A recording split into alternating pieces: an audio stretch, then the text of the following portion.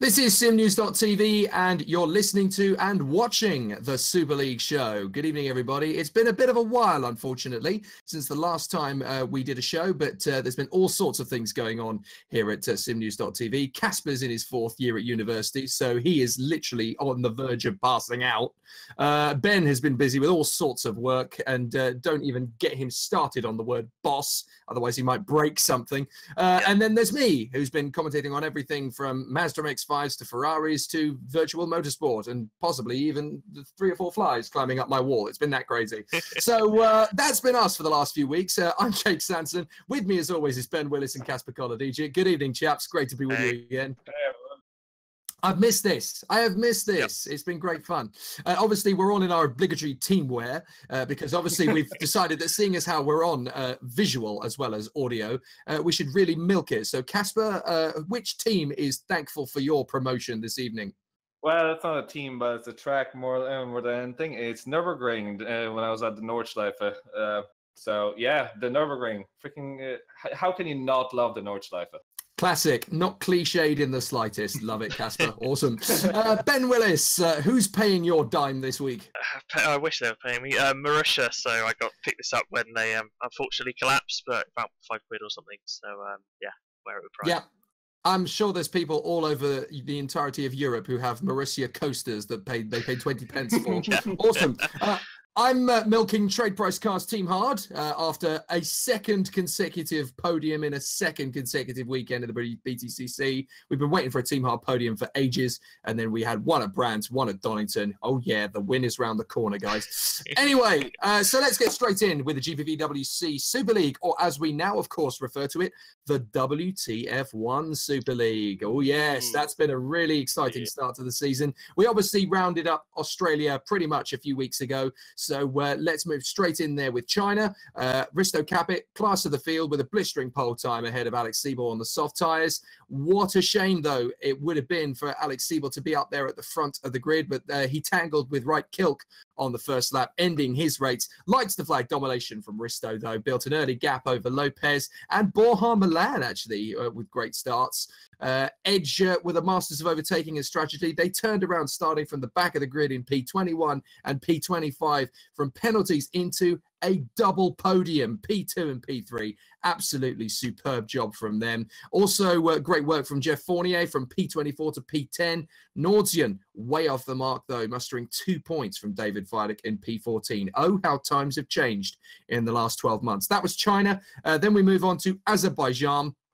Okay, it might not have been quite as spicy at the end as Formula One was yesterday, but was still a very, very good performance from ACR, with Alex Siebel taking his first race win of the 2018 series and putting his first 25 points on the mark. Risto led most of the way, but Siebel outsmarted him completely in terms of strategy. Yartine trying to keep up throughout, wasn't quite able to. Dennis Jordan, fair play to him in P4, doing a cracking job. And of course, Ricardo Costa doing a fantastic job for Hawkeye in P5. Then, of course, we got our way to round 4, which is when we got all WTF1 on your heinies. Yes, it was such a great event. The Spanish Grand Prix in the WTF1 Super League. Great to have the guys on board. We had a mass of people watching for the first time. Lots of great overtakes at Catalonia. I never, ever thought I'd say that. But then again, it is GPVWC Super League, of course. Siebel, yes, okay, he did go pole to flag with the victory, but nobody was really paying attention to him after about lap 3 because the racing behind was fantastic. Peter Burlak came from P11 through to P2 with a superb drive. Dennis Jordan pulled off some stellar overtaking moves to round out the podium for Evolution. That was all sensational. And then, of course, we got to Monaco. We're going to do Monaco in a bit more detail, not just because that was the most recent race of the championship, but also because we're now really at the stage when the championship is really starting to march forward with the new developments and updates. And of course, Monaco was a thriller. But before we get into that, Ben Willis, news of the WTF1 sponsorship meant that obviously there was a lot of new interest in the championship. And with 3 championships already full to the breach in Super League, Super Cup and Formula Challenge, we needed new blood in the championship, and henceforth the Academy Series. Tell us about it. Yep, so it's the almost the return of the old Open series that we used to have here back a few years ago. They used to run just before Formula Challenge on Tuesday night, and used to be a place sort of a turn up and drive kind of deal.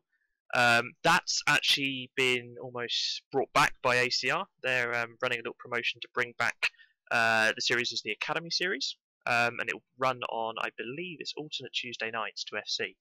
So they're going to get their whole own night, their whole own broadcast. I think it's a grid of up to 40 cars or something. So we're going to have some really packed out grids. And again, it's a case of just register. And as long as you're within the top 40 and not on the waiting list, then you can feel free to just turn up and race along really. So yeah, that's the ACR iSim RS Academy series, and that should be kicking off on Tuesday the 1st of May.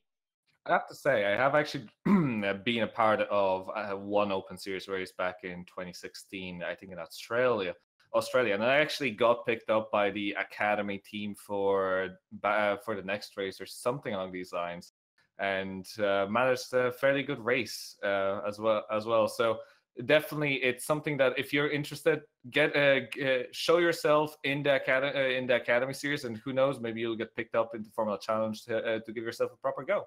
Exactly. And of course, it's great, great opportunity to laugh at me as I desperately try to get my way into Formula Challenge as well. No, seriously, World GT is not going well for me. I need to go back to the Academy, I think. So that's what I'm doing tomorrow night.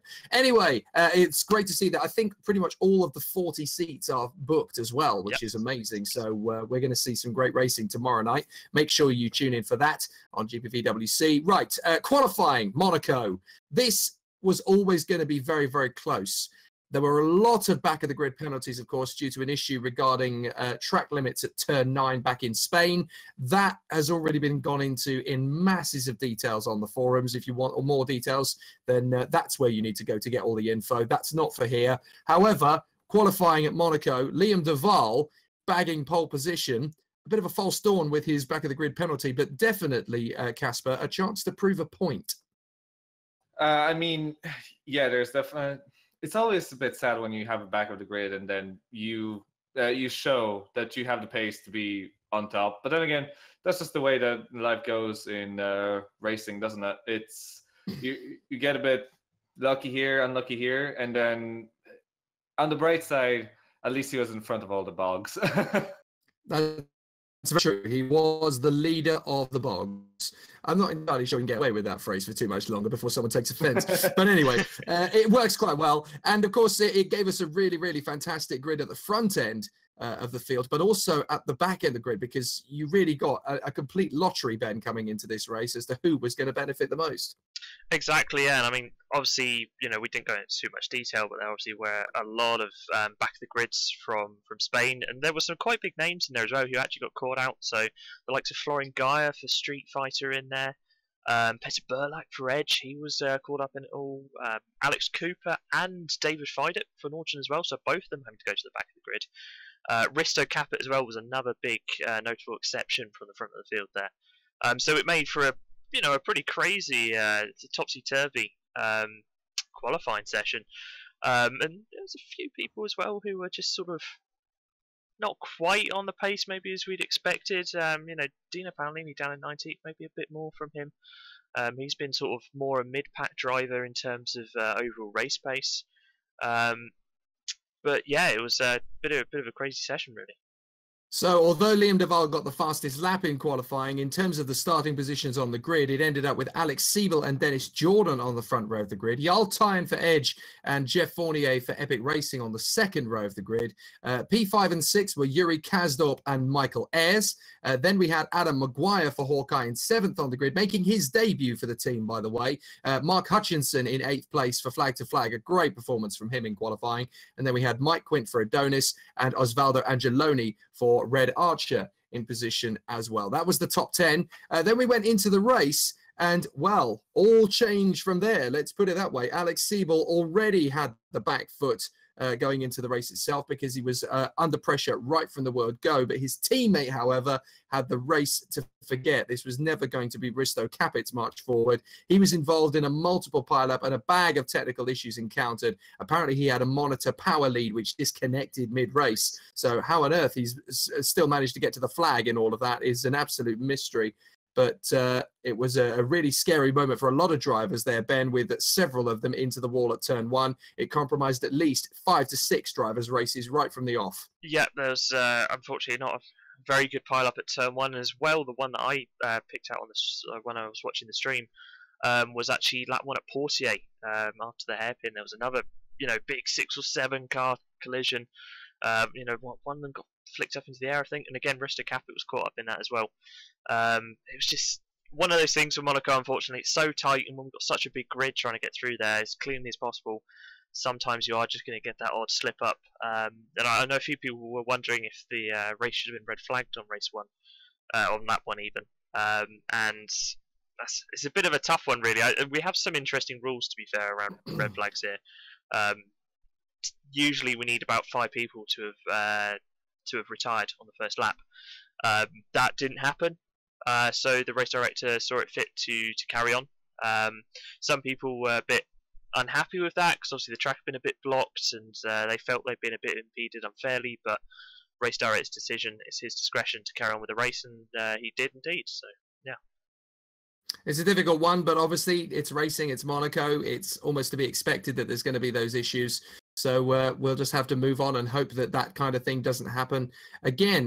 Lap 13, we then had another pileup, this time at the Nouvelle Chicane, which actually caught out both of the SRS cars. This was a really difficult day at the office again for SRS, Kacper. And it just seems to be this first start of the season, the team just cannot catch a break. No, and it's also so sad because the SRS had a special livery for Monaco, the red. Oh, it Red looked Bull. amazing. It was didn't amazing.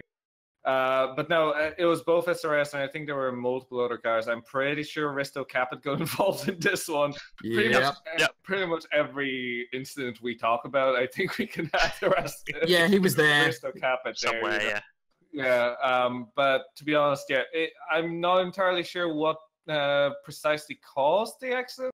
But it was another 5 or 6 car accident. The track was again blocked.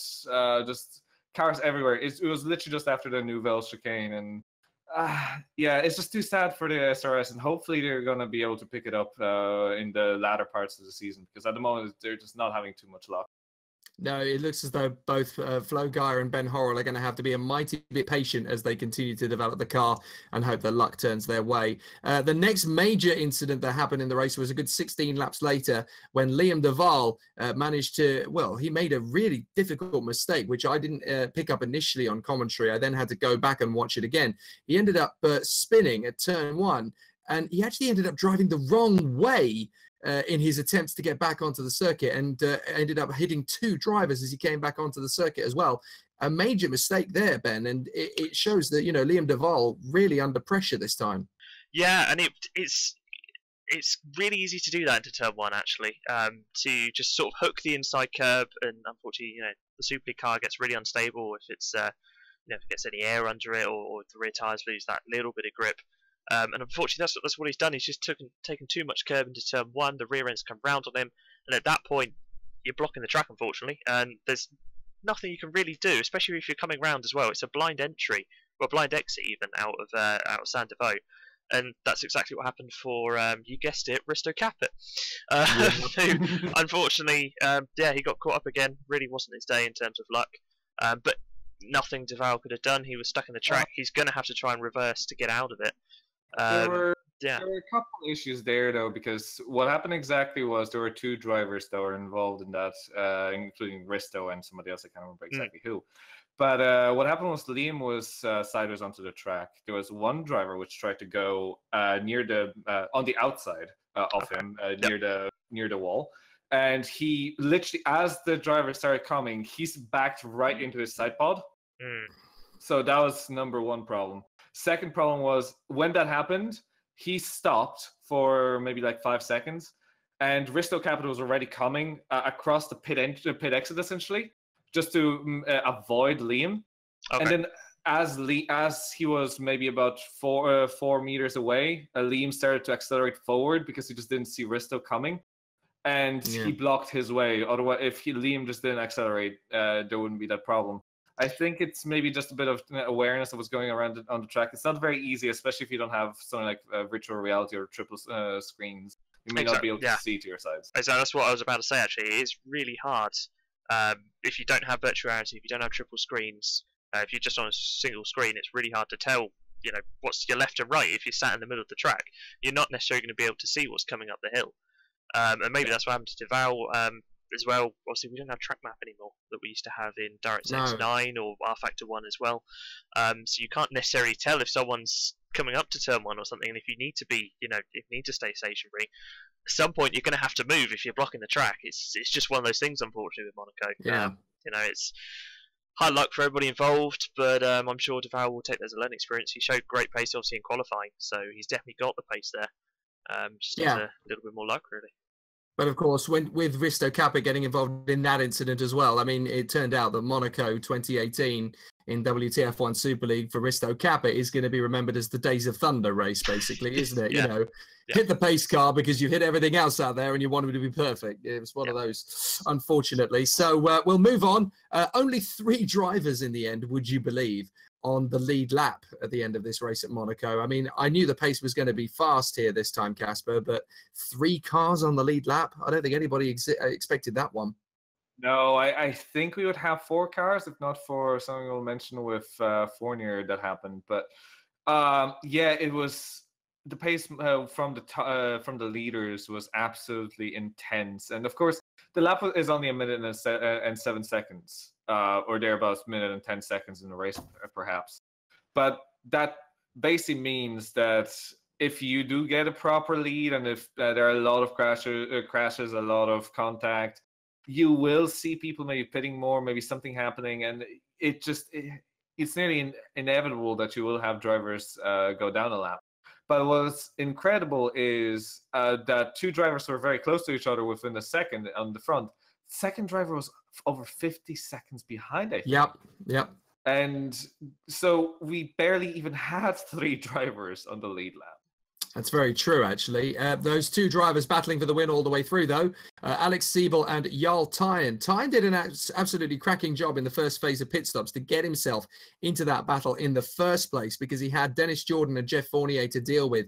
He jumped them both in the first set of pit stops to really start to extend the gap. But what he then did was masterful in terms of how well he was able to use his second pit stop to gain track position over Alex Siebel and then just look after the tyres. He was so good in terms of measuring his speed, really, really good at looking after tyre life. He never pushed the car harder than he had to, and he was able to keep Alex Siebel back every time he came near him. It was an absolute masterstroke from Jarl Tyne. And finally, the Norwegian bagged his first win in WTF1 Super League. He's been trying to do so for such a long time now, and it's great to see him finally do it out of all places, Monaco. And of course, Ben, not only is it Jarl Tyne's first win, it's also the Quasar Engine's first win in the championship as well. Great start to their year. That's a very good point, actually. And they've had a really solid start to the year, actually, that Quasar power plant. Given that it's only Edge running them as a works team, we did make this point, actually, in the preseason.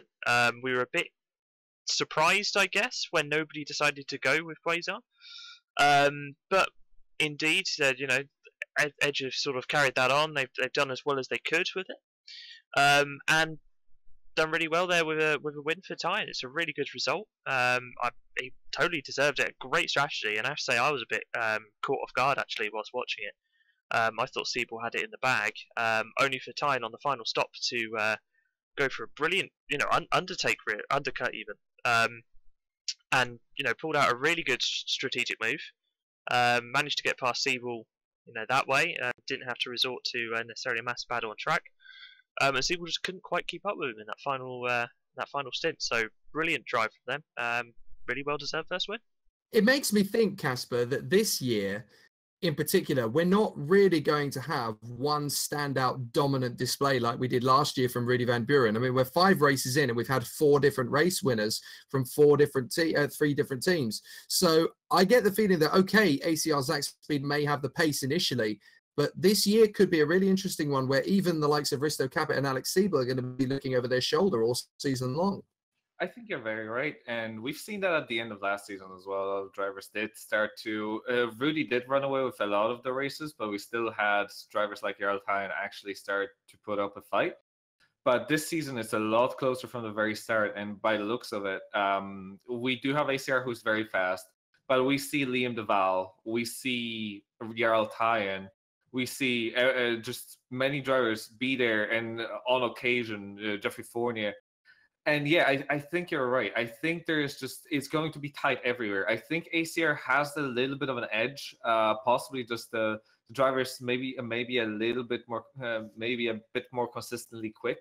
But the thing is, they seem to have a lot of trouble.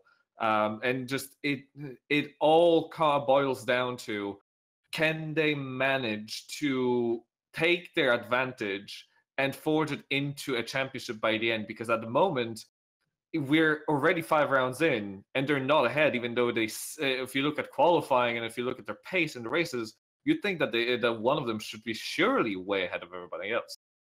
It's a very good point. We've got one team only that brought both their cars home in the top 10, and that is Evolution. A fantastic run from Dennis Jordan to grab the 3rd spot on the podium.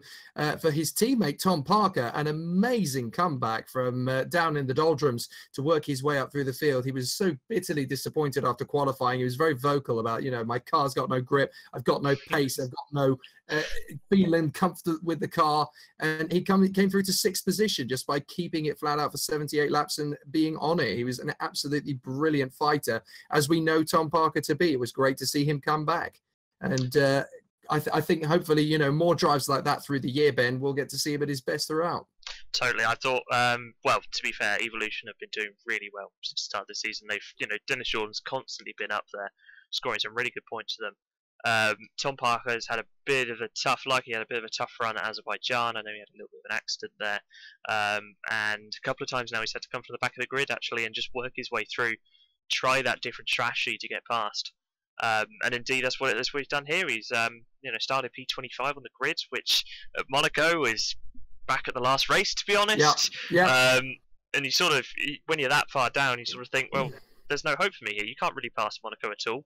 Given the width of these Super League cars, it's even harder. We've seen, a lot of contact, a lot of crashes from, passes that didn't quite make the cut. But Tom Parker's done brilliantly. He played a really good strategy. He's made some really, quite bold passes at times, but he's made them stick. He's made them cleanly stick as well. And that's got him up to P6, which for Evolution, that's an amazing result. Only, as you say, only team to have 2 cars in the top 10. That's really good points they can build on, actually. And for a new team as well to be doing this well 5 rounds in is, it's really good. I know they get quite a lot of support from the ACR guys, it's effectively their B team, but still, new team at the end of the day. That's a lot of work that's gone in there. So fair play to them. And speaking of bold passes, we cannot really talk about Monaco without talking about Jeff Fournier. Did an absolutely fantastic job, raced his heart out, was right in there in the mix for 3rd position, was going for 3rd position on Dennis Jordan and could easily have taken it away from him. In fact, he did get the move done into Casino Square, and that was for the final step of the podium, but just finishing off the move through the right-hand section, he just caught the bump at the wrong angle, and the car spat away from him, Kacper, with a sickening crunch into that Armco. He had to change tyres. He had to get the car sorted again. He still finished the race in 4th place with fastest lap, but I think Jeff is always going to look back at that race as so nearly pulled off the move of the race there. Yeah, it's one of those moments where it's just very unlucky.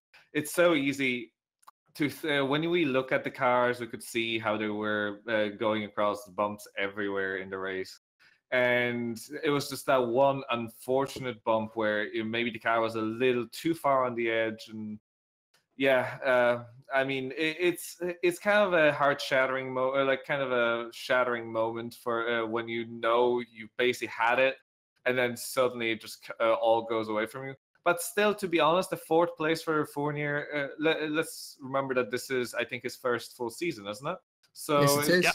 So, I mean, fighting there and fighting fairly consistently for fairly good places, as we've seen him already win this season. I mean, I think that while this is unlucky, it's still indicative of his absolutely fantastic form this season. And with his Oh, pace, yeah. I think he can go places. Yeah, he could even mount a charge for the championship if the team get the set up together over the course of the year. One of the biggest things to come out of Monaco, of course, was the ridiculously low level of reliability from a lot of the cars. I mean, we were just joking and hinting at it, myself and Josh Anderson, in commentary before the race, that maybe engines could be a factor into this one, and we kind of laughed it off as well. We don't really think it's going to cause a bit of an issue. And then before you know it, we had 1 engine blow, 2 engine blow, 3 engine blow, 4 engine blow. It was just absolutely apocalyptic for a lot of the drivers out there, Ben, and it was quite strange to see, because we genuinely thought the engines, despite how low they appeared, with it being only Monaco and engines not really being the biggest thing to go in Monaco, we thought they could go the distance. Amazing to be proven wrong. Exactly, and what it really showed was who did their race sims and who didn't. Because, at the end of the day, it was, 4 or 5 engine retirements? It was, yeah. And notable ones as well. Yuri Kasdorp, who was doing really well for Adonis, engine went. Ricardo Costa doing really well for Hawkeye, engine went. It just showed who'd done their homework, really, and who hadn't. And I guess there's always a hint of expectation at Monaco. It is one of those races where people use it as a throwaway, really, to just use up an old engine. And some people were cutting it pretty fine. There's a lot of 26%, 27%. Madcoat, for some reason, brought 100% engine in. No idea why. Really don't. But it showed who'd done their homework. Speaking from experience, actually, obviously I do a lot of work with the Mazurek guys. We were pretty worried, actually, until the night before. We were doing a lot of racing work, and we were pretty scared that the engine was going to make it. We had to do, open the radiators quite a lot, make sure that engine was staying really cool, make sure we had some clean air as well, and we just got them to the end. I think we saw on the stream, actually, Wookie's engine was smoking towards the last 5 laps, yeah. And that was, he came very close. Yeah, that was a pretty scary post-team chat, that one. Yeah, it was really close. A lot of teams were running the limit, but that's what you got to do at Monaco. At the end of the day, it's the place of gambling, isn't it? Yes, indeed. Well, you could also say that it could be a bit different to, because sim racing is always a bit different to real life racing. And if we compare Monaco in real life and Monaco in sim racing, there are quite stark differences. And we will be talking about tires in a minute, but I think, honestly, even just if you look at the tires, in reality, you're looking for the softest compounds available, and they last forever. When we do sim racing, they last. We usually use fairly hard compounds at Monaco and make them last and they don't last as long as some softest compounds in real life. We just drive differently in sims, and maybe it's something. Maybe the way that the engines are simulated is not in the same way as you'd see in real life, and maybe they are being used at quite high rates anyway because there's much acceleration. I'm not entirely sure, but this is just me speculating. I mean, it's worth pointing out as well, obviously, this year on the engine side, we do have reliability upgrades and wear upgrades, which no team has elected to do yet, but Valiant went completely for power, I believe, whilst the other three, so Martex, Quasar, and Talos, went for boost and fuel economy, I think. So yeah, nobody electing to go for that wear or reliability yet, but after this that may become a bit more of a consideration, because the penalty for taking an engine here is in GPV is quite high. It's £1 million, I think, for the team. And a back of the grid as well. So that towards the end of the season, we saw it last year. A lot of teams taking engine 7 or engine 8, and it really was stacking up towards the end of the season. Well, while we touched briefly on the subject of tyres, Kacper, let's get into the nuts and bolts of it, because there was a very decent variety of tyres used here at Monaco, actually, and we really got to see some interesting strategies play out, particularly at the front. But then also there was some really good strategies in the midfield as drivers decided some interesting tricks. We saw Hutchinson go particularly long on his tyres, and he was actually able to keep pace for an awfully long time. So it was great to see different teams trying different tricks on the tyres. I think that this is fantastic to see. This is in stark contrast to what we had last year, and I am so happy that you can make even hard tires work. You can make hard tires work at Monaco of all places. Yeah. And I just feel like this is exactly what you want. You want people to be using different sets of tires for different purposes. So we see that in F1 as well now. In reality, they have the softest compound, which they only use in qualifying. They want to get rid of as soon as they can, as when they're in the race. We see something very similar here. They have this qualifying compound, and they want to get rid of it as soon as they can, but they're gonna make it last to to have the pace at the end. But I just am so, and because all of this, there's no one standard for all the teams to have a set of tire, like, oh, we're going to take these exact set of tires, and every single team follows that template, essentially. It's all very varied, and I'm really enjoying it, because you may not have the tire that your opponent is on, and, how do you react to that? Do you go harder? Do you go softer? Do you even have a harder compound than they do?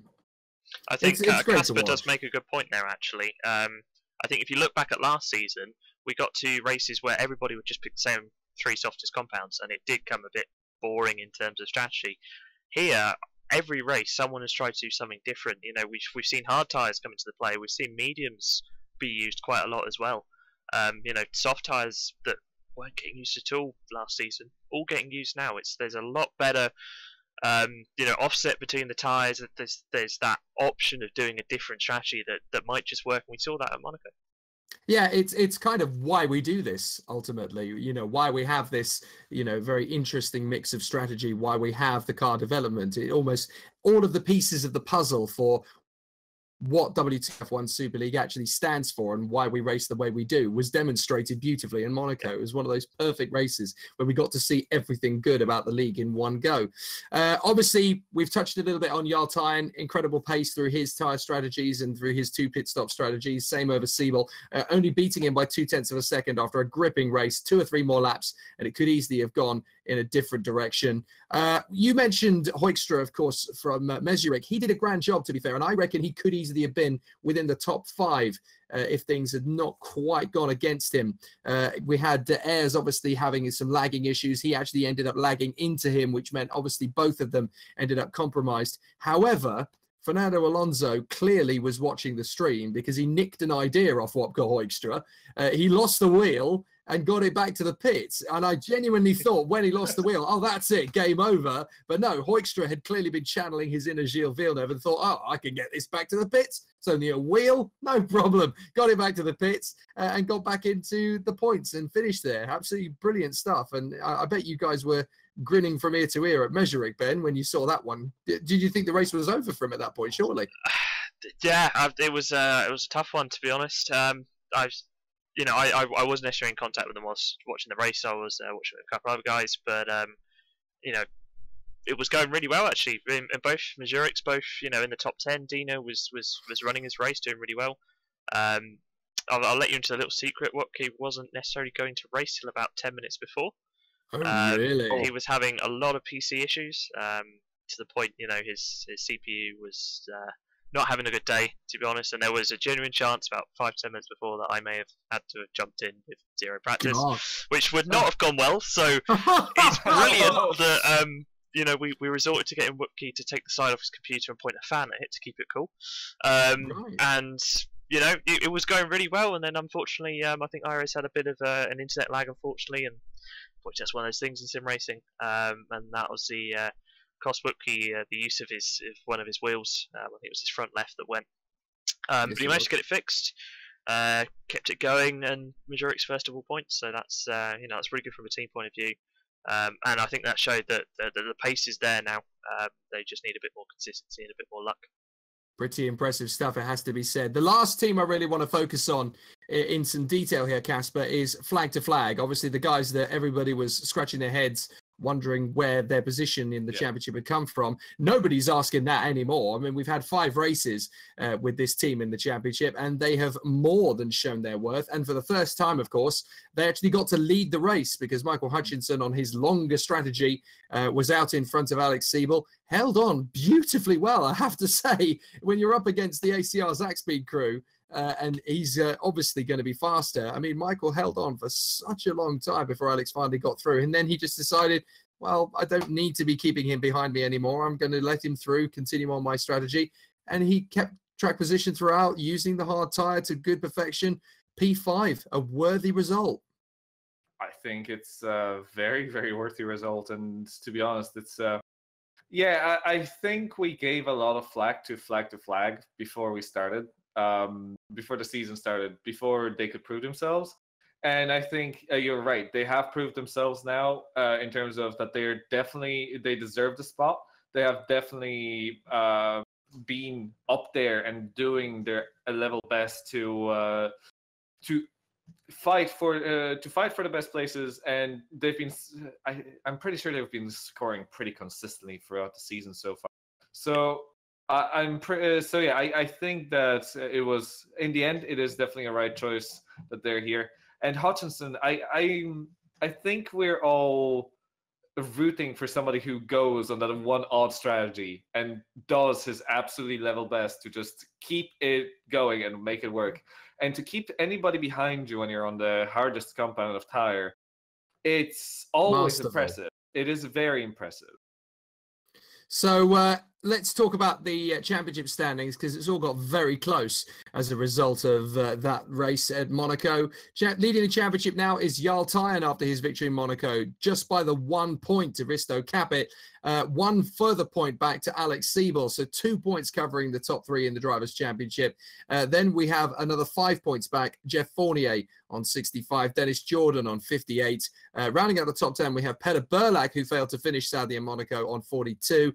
Similarly for Liam Duval, who also didn't make the flag with an engine failure, on 37. And then we have David Feidek, who suddenly crept himself back into the top 10 with more points. Although he's not had the greatest of race pace, he has been in the points in all 5 races, and there's only a handful of drivers who have done that so far this season. He's there in 8th position. Ricardo Costa in 9th place, and then we have Mark Hutchinson rounding out the top 10. In the team standings, it's even closer. I mean, we have ICR Zach Speed there in front on 141, and Edge Esports with that victory at Monaco in second on 114. But the battle for 3rd position is very close. Epic Racing Team, their first season, they're there in 3rd position on 89 from Evolution on 80. Hawkeye are on 58 from Nordsian on 44.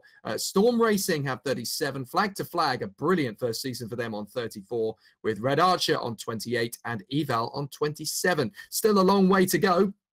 Still rather disappointing to see the likes of Red Bull Street Fighter on 6 and Mad Cape on only 2 points, would you believe, at the start of the year. It's been a very, very tricky one for them, only scoring in Australia, of course. But Adonis need to wake up their gear a little bit after their 5th place finish from Djokovic back in Australia. They have not really scored particularly well since, although they have scored points in every race, but very low scores, unfortunately, from their point of view. So there's a long way to go in the championship, of course, but it's very interesting to see those early signs.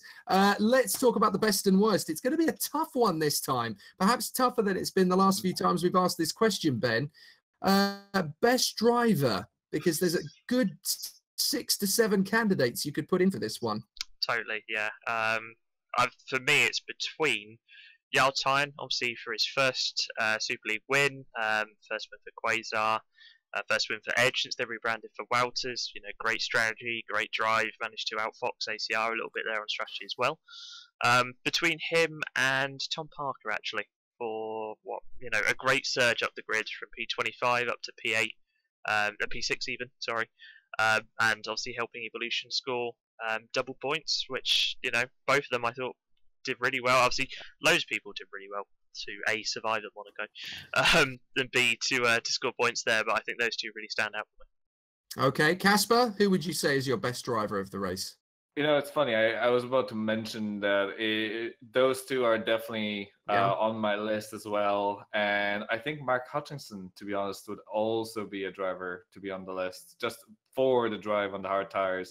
And I think I will give it to Mark, just because he tried something different and it worked, and flag to flag, and showed that he is definitely a contender for some very good places in what is a very difficult track to pull something like this off on. Okay, well, Ben, I kind of had the same two to choose from your point of view. So if you had to push one over the other, who would you give it to? That's hard. I know. There is method to my madness here. You're going to pick the other one, aren't you? I am. I think Tyne's always had the win in him, so to do that is good. I think Parker's drive, though, is ever so slightly better purely because he managed to get past 19 people at Monaco. Okay. Be it if they fell off through engines or or through great passes as well. Yeah, goes to Tom Parker for me. Okay, so for you, Tom Parker. For me, Tyne, I mean, he did a grand job in terms of his strategy, but it is a split decision because all three of us have gone for a different driver. In Mark Hutchinson for Kacper, in Tyne for myself, and of course in Tom Parker for Ben Willis. So for the first time, it is a three-way split, which is great. It's fantastic to have, three completely different drivers to choose from for Driver of the Day, and that just shows how strong WTF1 Super League is in 2018. It's brilliant. You could also say I'm biased because Mark is driving under the Irish nationality. No, we're not going to say that. No, let's skip over that. Skip over it. No, let's move on.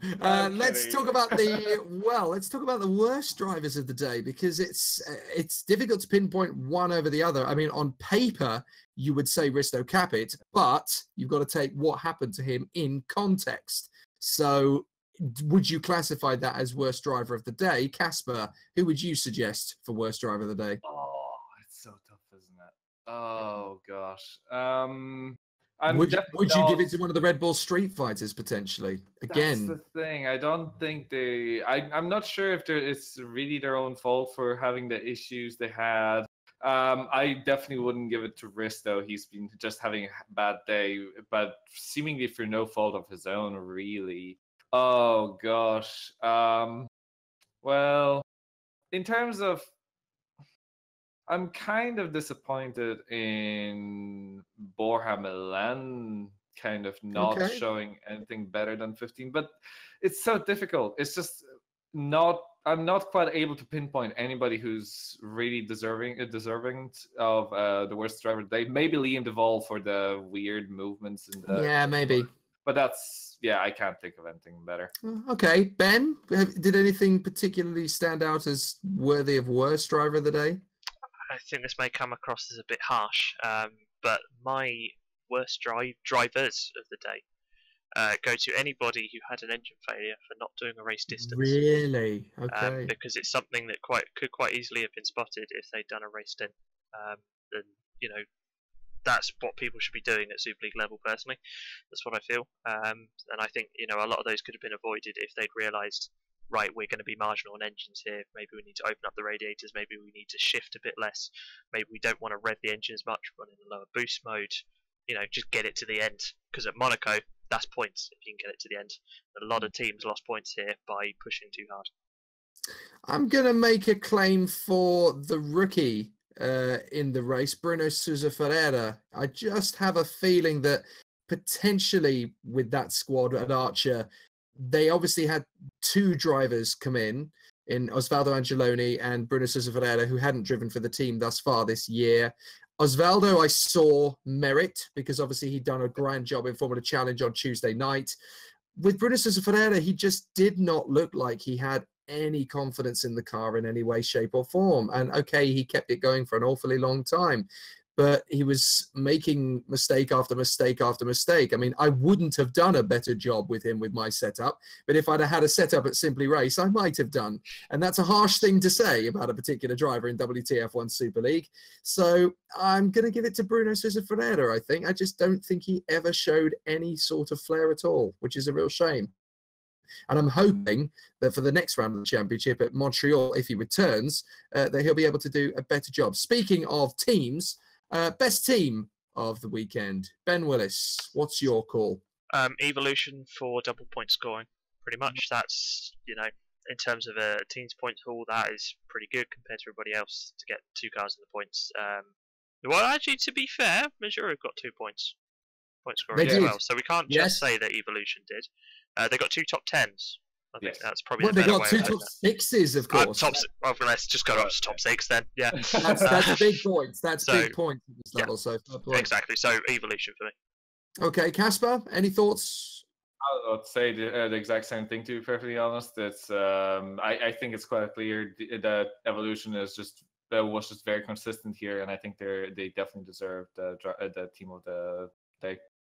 I'd like to give a shout out to Edge Esports just because they really managed to give y'all a good base to work the strategy. I mean, obviously the driver does the car once you're in the race itself, but obviously their strategy, I think they pulled a bit of a fast one on ACR Zakspeed. I think Siebel and the boys were very, very confident they could beat them in a straight fight, and they weren't expecting Jarl Tyen and Edge to be quite as strong as they were. And that's the first win, of course, for the Quasar engine. I think that deserves some recognition in there as well, because it's the first, the first season for a new engine manufacturer. It's very tough to win in your first year, and there's not many engine manufacturers that have done it. So fair play to the guys at Edge for pushing that and getting that out there. But Evolution is a very good shout as well. So again, I'd say it's 2 against 1. So Evolution gets it, but a nice shout out. I think he's worthy of Edge. Okay, Burlak wasn't there to score points as well. You could argue that he was involved in that first corner incident, so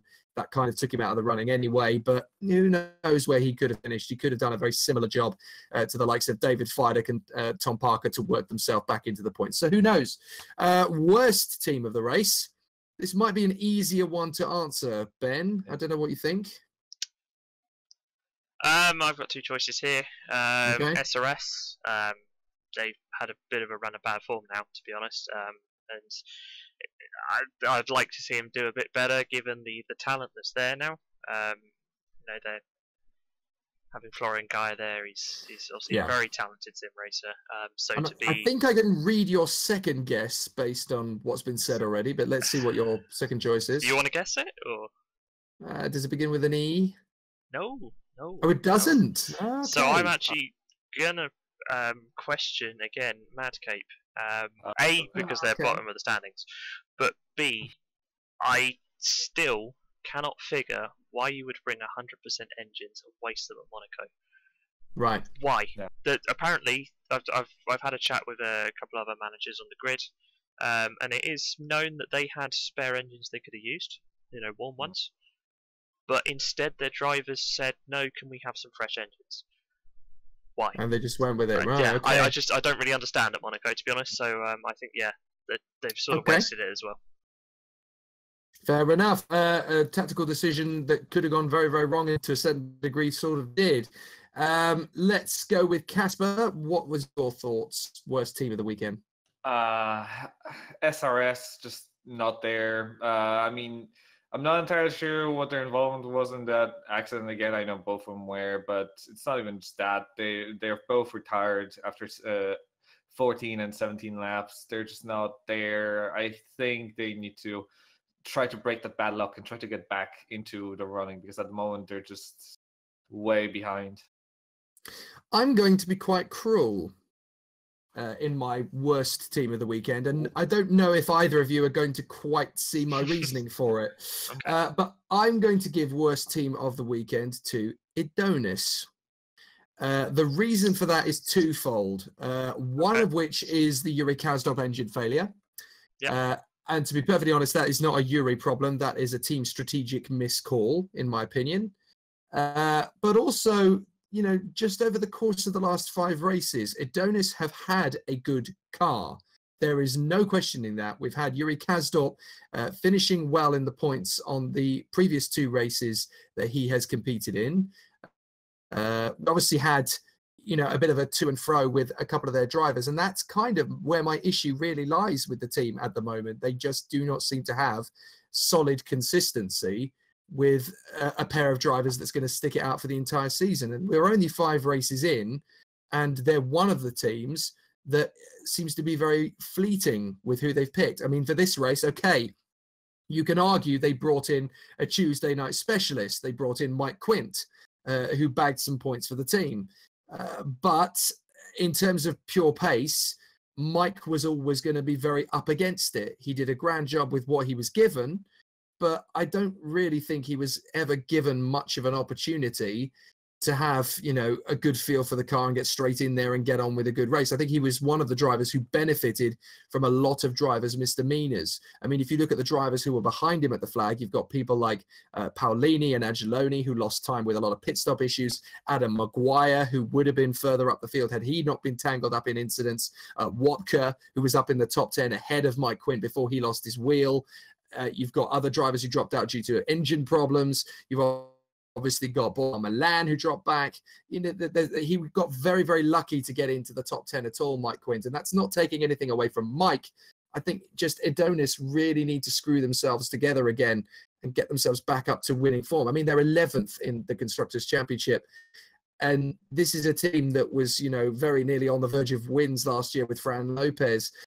They had Erhan Jojovic at the start of the season, and everything looked rosy. Obviously, Jojovic has had to pull out because of technical issues after 2 races, and hopefully he can come back because he's really their star at the moment. And, you know, he had a disappointing run at China, but a top 5 in Australia reads like, you know, this is a team going places.